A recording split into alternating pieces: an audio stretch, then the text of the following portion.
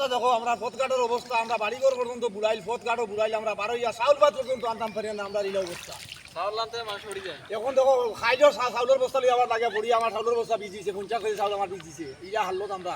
এখন আমরা কি হালে দিন কাটাইতাম, ওটা আমরা দেখিয়া আমরা এমএলএ সারা সন্তান জেলা হয়ে হলে আমরা একটা সুবিধা করিয়া দেখবো, আমরা অবস্থাটা একবারে নষ্ট।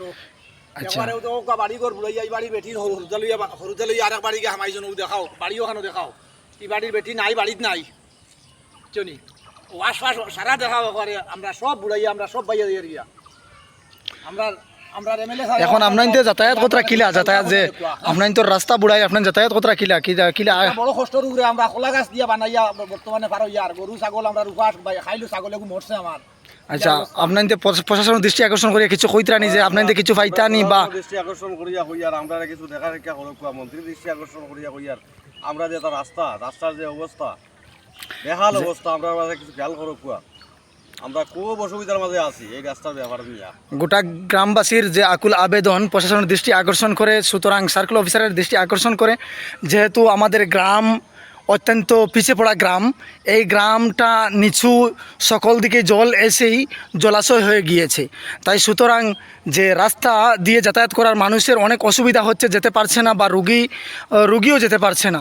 সুতরাং যে প্রশাসনের দৃষ্টি আকর্ষণ করে বলা হচ্ছে যে যদি স্পিড বোট বা নৌকা বা কোনো কিছু যানবাহন যাতে এই জলাশয় থেকেই উঠে রোডে যেতে পারে সেই ব্যবস্থা করে দিলে হয়তো ভালো হয়।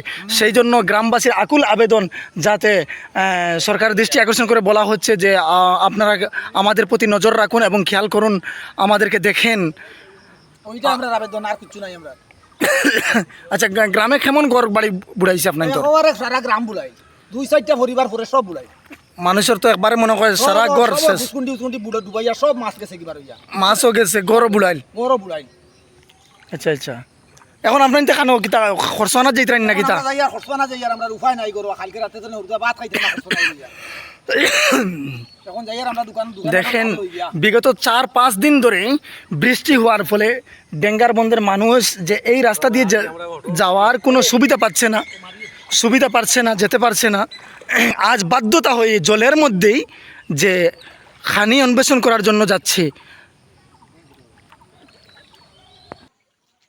যে কিরকম থাকবে